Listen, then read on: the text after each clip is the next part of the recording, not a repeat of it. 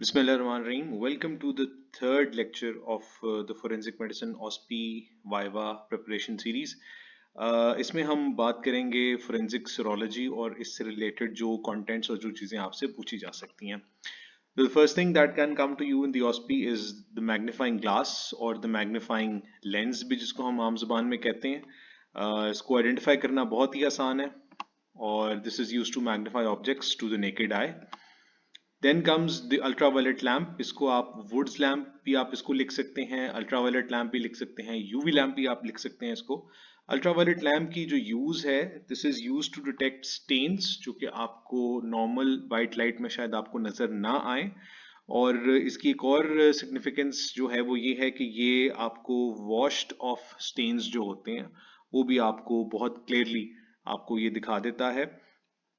इसके अलावा इसकी यूज के बारे में पूछा जा सकता है कि इसको यूज करने के लिए आप इसको जिस एनवायरनमेंट में इस्तेमाल कर रहे हैं, it has to be a completely dark room और this is used to pick up stains. और ये यूजुअली जो होता है, जो स्टेन्स ये पिकअप करता है वो कंफर्मेटरी, ये आप इसको टेस्ट आप इसको नहीं कह सकते. आप इसको जिस तरह कि आपने ये पिछले इसमें देखा कि ये बिल्कुल एक डार्क एरिया है, डार्क जगह है और ये यूवी लाइट जो है वो इसमें से वुड लैम्प में से टेबल के ऊपर आ रही है. और अगर आप इन कीज को नोटिस करें तो कीज जो हैं जैसे ही इसके नीचे आती हैं तो दे स्टेन डिफरेंटली.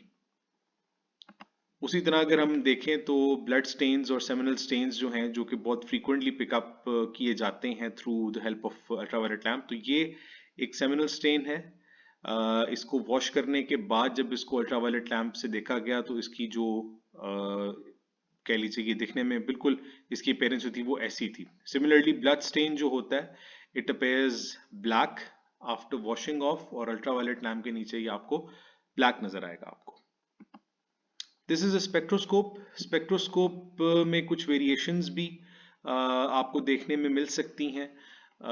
इसमें ये है कि ये जो आपको ये सिलेंड्रिकल स्ट्रक्चर आपको नजर आ रहा है, ये इसका आई पीस है जी. और ये जो ऊपर ब्लैक सा होल है, इसके अंदर आप वो छोटी सी एक ट्यूब जो है वो डालते हैं जिसमें आप ब्लड का सैंपल लेते हैं और उसको यहाँ पे फिक्स करते हैं ताकि आप स्पेक्ट्रोस्कोप के through carboxy haemoglobin, met haemoglobin, oxy haemoglobin, इनका स्पेक्ट्रम, इनका पैटर्न जो है वो आप देख सकें. ये जो स्पेक्ट्रोस्कोप का मॉडल है, इसके अंदर ये एक लाइट सोर्स एक बल्ब की शक्ल में बिजली के साथ यहाँ पे कनेक्टेड है जो कि इसको लाइट प्रोवाइड कर रहा है. इसके अलावा अक्सर जगहों पे स्पेक्ट्रोस्कोप का जो सेटअप होता है वो ऐसे भी होता है कि इसको या तो नेचुरल लाइट में फेसिंग द विंडो रख दिया जाता है या फिर एक एक्सटर्नल एलईडी या एक एक्सटर्नल टॉर्च या एक लाइट जो है वो बाहर एक अलग स्टैंड पे रख दी जाती है. इसका जो प्रिंसिपल होता है वो यही है कि white light is composed of 7 different colours और ये स्पेक्ट्रम आपको इसके जो आई पीस होता है उसमें से कुछ इस तरह का नजर आता है. आपने इन जो स्पेक्ट्रम है उसके अंदर आपने बैंड्स आपने तलाश करने होते हैं और बैंड्स का एक स्पेसिफिक पैटर्न होता है और उस पैटर्न की बेस के ऊपर आप जो है वो आइडेंटिफाई करते हैं ऑक्सी हीमोग्लोबिन है, सल्फ हीमोग्लोबिन है, मेट हीमोग्लोबिन है. देर आर चांसेस कि आपको इस तरह का एक बता दिया जाए या एक इमेज आपके सामने रख दी जाए कि ये स्पेक्ट्रोस्कोप का पैटर्न है और इसमें इन दो कलर्स के दरमियान जो है वो बैंड आ रहा है, डी और ई बैंड जो है वो इन स्पेसिफिक एरियाज में आ रहा है. तो आपने आइडेंटिफाई करना होता है कि ये ऑक्सी हीमोग्लोबिन है, मेट हीमोग्लोबिन है, सल्फ मेट हीमोग्लोबिन है. यूजुअली इसका प्रिंसिपल जो है वो पूछा जाता है और ये आइडेंटिफाई करना आता है. इट इज़ वेरी रेयर कि आपसे स्पेक्ट्रम देकर आपसे पूछा जाए कि ये हीमोग्लोबिन का कौन सा वेरिएंट है. Again used to detect carboxy, methemoglobin, oxyhemoglobin based on the dispersion of spectrum of white light. Next आ जाते हैं जी हेयर के ऊपर. हेयर में आप ये देख सकते हैं कि this is animal hair in origin. Animal hair का पता कैसे लगता है कि this is got a thick uninterrupted continuous medulla. Medulla याद रखिएगा, मेडुला हेयर के अंदर वाले पोर्शन को कहा जाता है. कॉर्टेक्स जो हेयर को सराउंड करता है, जो आपको विजिबल नजर आता है आपको, उसको हम कॉर्टेक्स का नाम देते हैं. एनिमल हेयर के अंदर जो आपका मेडुला होता है that is thick, it is continuous, unbroken, whereas the cortex is thinner. और ये आपको बहुत क्लियरली ये चीज यहाँ पे जो है वो नजर आ रही है. मेडिको लीगल इंपॉर्टेंस पे अगर बात करें तो हेयर आइडेंटिफिकेशन और ओरिजिन, ये एनिमल है, ह्यूमन है, उसमें आपको हेल्प करता है. सिमिलरली अगर ह्यूमन हेयर की बात करें तो ह्यूमन हेयर में ये कंप्लीट ऑपोजिट चीज हो जाती है. आप उसका अगर कॉर्टेक्स का सेक्शन देखें तो कॉर्टेक्स आपको थिक नजर आएगा compare to the medulla. The medulla is thinner compare to the animal hair. ये इसके दो आइडेंटिफिकेशन पॉइंट्स होते हैं। आप मेडुला की बात कर सकते हैं, कॉर्टेक्स की बात कर सकते हैं, एनिमल हेयर आ जाए, ह्यूमन हेयर आ जाए। मेडिको लीगल इंपॉर्टेंस में आइडेंटिफिकेशन और ह्यूमन ओरिजिन या एनिमल ओरिजिन को जो है वो आप लिख सकते हैं। पोलिएस्टर फाइबर्स की पहचान ये होती है कि they are uniform in length. या आपको किसी भी जगह से आप इसको देख लें, आपको ये एक ही डायमीटर में आपको ये नजर आएगा, किसी जगह के ऊपर ये पतला या मोटा नहीं हो रहा, यूनिफॉर्म इसकी लेंथ जो है वो रह रही है यहाँ पे। पोलिएस्टर फाइबर्स भी आप इसको लिख सकते हैं, नायलॉन फाइबर्स भी लिख सकते हैं, सिंथेटिक फाइबर्स भी लिख सकते हैं आप इसको।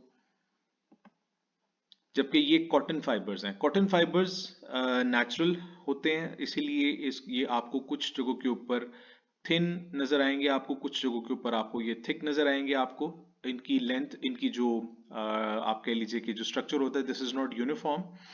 Plus it's also entangled one upon the other. आप देख सकते हैं कि ये बेंडेड है compare to the polyester fibers. Polyester fibers are straight and they are having a uniform length. Teichmann's test जो है, this is a test that is used for the confirmation of blood. आपके जो practical notebook है उसमें ये आपको बताया गया होगा कि there are certain test that are used to confirm the presence of blood, जिसमें से एक टीचमेंट्स टेस्ट भी होता है। टीचमेंट टेस्ट में आपके हाइमेन क्रिस्टल्स बनते हैं। हाइमेन क्रिस्टल अगर आप थोड़ा गौर से देखें तो आपको येलोइश या ब्राउनिश ब्लैक, आपको रोम्बिक शेप के आपको क्रिस्टल्स जो हैं वो आपको देखने में मिलते हैं। अगर आपको ये नजर आ जाए तो दिस मीन्स कि जो आपका सैंपल है उसमें ब्लड की प्रेजेंस कंफर्म्ड है। टाकायामास टेस्ट की अगर बात कर लें तो टाकायामास टेस्ट में आपको हीमोक्रोमोजन क्रिस्टल्स मिलते हैं। हीमोक्रोमोजन के जो ये क्रिस्टल्स होते हैं, they are pink, feather like, feathery, आपको इनकी अपीयरेंस नजर आती है। आपको अगेन ये कंफर्मेशन ऑफ ब्लड के लिए इस्तेमाल किया जाता है। ऑस्पी में आपसे इनका प्रिंसिपल और इनके रिएजेंट्स भी पूछे जा सकते हैं, लेकिन यूजुअली आपको जो स्टेशन आता है उसमें इसकी आइडेंटिफिकेशन और इसकी मेडिको लीगल सिग्निफिकेंस पूछी जाती है। आरबीसीज के ऊपर आ जाएं तो ये ह्यूमन आरबीसीज हैं। ह्यूमन आरबीसीज सबको पता है कि they are biconcave in shape and they have a very thick outer rim of cytoplasm, और सेंटर से ये जो होते हैं ये काफी थिन होते हैं, नैरो होते हैं, and they don't have a nucleus. Compare to the chicken RBCs या हेन आरबीसीज, इनके अंदर आपको न्यूक्लियस बहुत क्लियरली विजिबल है। ये जो ब्लूइश आपको स्टेन नजर आ रहा है, this is nucleus and they are elongated. Camel RBCs के अंदर भी आपको जो शेप है वो आपको थोड़ी ज्यादा ओवल नजर आएगी, और इसके अंदर भी कुछ केसेस के अंदर न्यूक्लियस रिपोर्टेड है। कुछ लोग कहते हैं होता है, कुछ कहते हैं नहीं होता, लेकिन आपको इन दैट केस आपने इसकी शेप के ऊपर आपने कमेंट करना है और फिर इसको आइडेंटिफाई करना है। It is oval in shape compare to human RBCs जो कि सर्कुलर होते हैं, और जो आपके चिकन आरबीसीज होते हैं they are elliptical, elongated in shape. Usually यही तीन जो स्पेसिमेंस है वो आपसे पूछे जाते हैं, कैमल, हेन या चिकन और ह्यूमन आरबीसीज। स्पर्म सेल्स की अगर स्लाइड पे बात कर लें तो स्पर्म सेल की एक बहुत डिस्टिंक्ट पहचान होती है कि इसमें आपको स्पर्म के पूरे कैरेक्टरिस्टिक्स, इसमें उसका हेड होता है, उसकी बॉडी होती है, उसकी टेल होती है, बहुत क्लियरली आपको विजिबल होता है। Again this is use for the confirmation of semen. अब अगर स्पर्म सेल की कोई स्लाइड आ जाती है आपको तो वो आपसे स्पर्म से रिलेटेड, स्पर्म की मॉर्फोलॉजी से रिलेटेड, मैटरनल डीएनए का क्वेश्चन भी पूछ सकता है आपसे, और देयर आर चांसेस कि वो आपसे सॉडोमी या आपसे जो सेक्सुअल ऑफेंसेस हैं उनसे मुतल्लिक भी आपसे कोई ना कोई सवाल पूछ ले। That's it with the forensic serology portion. Please stick around, stay tuned for the next lecture on this particular series. If you find this useful, please like, share, and subscribe. Thank you so much.